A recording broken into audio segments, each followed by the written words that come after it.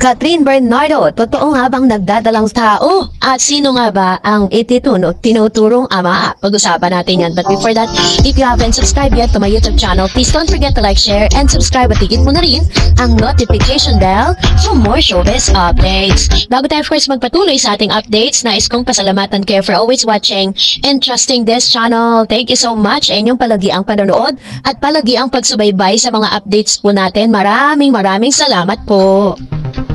At of course, ngayong araw, pag-usapan natin to dahil si Miss Catherine Bernardo po hanggang sa ngayon ay naroon pa rin po siya sa kanyang BFF, the non-showbiz BFF na si Miss Aris De Santos. 1 week nang nagbabakasyon sa Australia si Catherine Bernardo kasama ang kanyang non-showbiz BFF na niyang si Aris De Santos na naninirahan naroon. Pero until now ay wala pa rin resibong lumalabas na kasama nga ng kapamilya actress na sa nasabing bakasyon ang politikong pilit na inuugnay sa kanya. Pero base po sa mga lumalabas na photos, meron po silang pinuntang isang restaurant kung saan magkakasama po sila.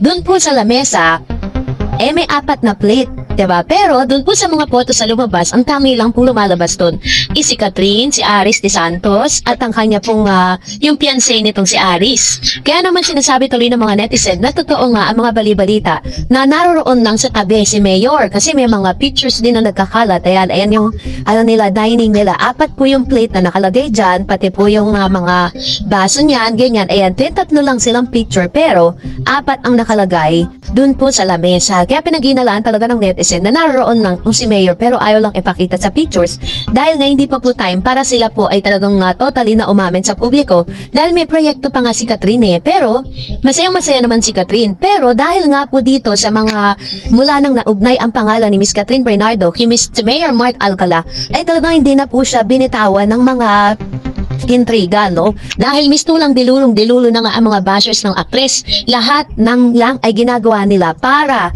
lang masustain ang chismis na pinakakalat at pinapalaki ng mga ito sa online world.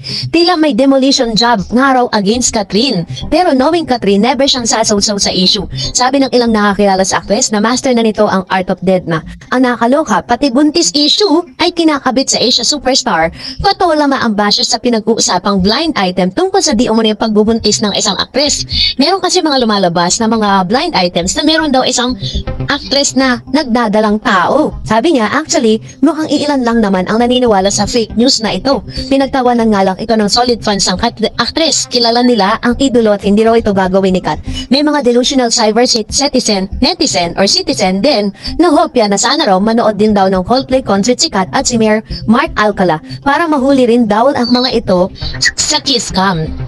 Tulad ng trending video na kuha ng Massachusetts concert sa nasabing British rock band. Diba? Nakakaloka ang mga balitang ito. Grabe, ganun katindi mga kumakalat na news about Catherine. So what is my point of view with regards to this? Though that news was really fake news. Hindi po totoong nagdadalang tao si Catherine Bernardo. Kasi kung tutuusin, diba, kung ganyang klaseng babae si Catherine, baka matagal na siyang nagbuntis. Kasi yung kanyang past relationship, umabot nga po sila ng 11 years. Diba? 11 years po, hindi po nabuntis si Catherine Bernardo kasama si Daniel. Tapos itong si Mayor Mark Alcala nakakakilala lang nila at sinasabing hindi pa nga nagkukumpirma na talagang officially magpon na silang dalawa. May mga ganito na, diba? Kung talagang totoong mga fan talaga ito, hindi po kayo basta-basta maniniwala sa mga ganyang klase ng chika. Kasi diba parang kilala natin si Catherine na napaka malawak ang kanyang pag-iisip patungkol sa mga bagay na yan at alam niya yung kanyang kung paano niya paplanuhin yung buhay niya, diba? May mga chance nga na yung age ng marrying age niya nagbabago pa rin kasi marami pa rin siya mga plano sa buhay. Magka-baby pa kaya sa isang taong kakakilala lang niya, diba? At hindi pa natin talaga nakukumpirma na talagang sila ay mag-on, baka mamaya tropa-tropa lang sila at naghahanap lang ng kausap si Catherine na pagbibintangan pang magjowa sila. But anyways, diba? Katulad po ng sinasabi ko sa inyo, at the end of the day, si Miss Catherine Bernardo pa rin ang may karapatan na ikumpirmahin ang patungkol sa kanila ni Mayor at i-deny ang patungkol sa kanyang pagbubuntis. At dahil dyan, magbasa tayo ng komento ninyo. Unahin natin si Miss Raso Nina Marie Olga. Sabi niya, Support Kat Mami Min. She is an adult. It is her heart that dictates that she is her soulmate. If Kat really loves Alden, they are already married. But no, it is her destiny. According to the will of God, since you do not like Kat to return to DJ, she's looking for someone else, not showbiz, and she's also doing her head. Do not be so too pessimistic towards the two. Yan. Ito naman yung kanyang opinion patungkol dito, no? So, sinusuportahan niya si Kat. Support Kat Mami Min. Ayan. So, kasi maintindihan din naman natin kung ano yung pinagdadaanan ni Mami Min dun po sa kanyang pag-iingat para sa kanyang bunso. Diba? Sabi ni Miss Wilma, naku, kung totoo ang news na ito, pinag-iimbestigan si Alcala. Ewan din. Di natin nadala si Kat.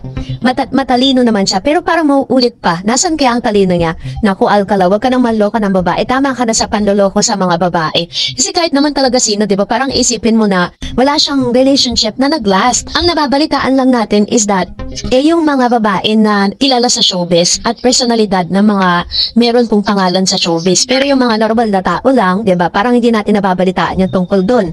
Kaya naman talagang yun ang pinag-aalala ng pamilya ni Miss Catherine. Sabi na Dong Tats, really hope magising si Kat about sa pagkatao ni Mayor at sana di makinig sa mga payo ng mga taong nasa paligid niya.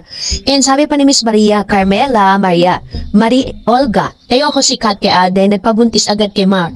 Doon na lang siya kay Mark and Daniel, mahilig siya sa babaero. Sabi ni Sir, compatible Kat kay Alden ka na lang, magiging happy at safe ka pa. Yan, so as I've said earlier, may mga kumakalat po kasi mga balita patungkol sa issue na to na buntis daw di umano si Miss Catherine. Pero yun nga, finact-check natin, that's not true. Sabi ni Miss Jem, sabagay hindi talaga may iwasang hindi mag-alala mga magulang ni Catherine dahil sa nangyari nga sa kanila ni DJ. Pero buhay naman niya yan. At kung maulit man na masaktan siya, ay walang masisisi kundi ang sarili niya. Talaga lang siguro attracted si Catherine sa mga lalaking babaero. Mawawa naman si Catherine, ano? Parang tuloy nakakalagkad talaga yung kanyang pagkatao pagtapos na malink yung pangalan niya kay Mark Alcala na tinagura ang red flag. No, sabi ni Mr. Renato, people can demand Catherine of what Mayor's Alcala past relationship, but then at the end of the day, it's kahit decision after all buhay ni Catherine niya, nakatawa lang isipin. Hindi upgrade kay DJ pinili ni Kat, will upgrade sa kalokohan ni Mayor. Kung cheater si DJ, mas cheater si Mayor, kaya kawawa naman si Kat, nasa kama na lumipat pa sa banig, downgrade na naman napili niya. Yan. So salamat po Mr. Renato Science sa inyong komento. And that's it for today. For more videos and updates, please don't forget to like and subscribe, and please don't forget to follow my Facebook page, Dar Eds TV. God bless everyone!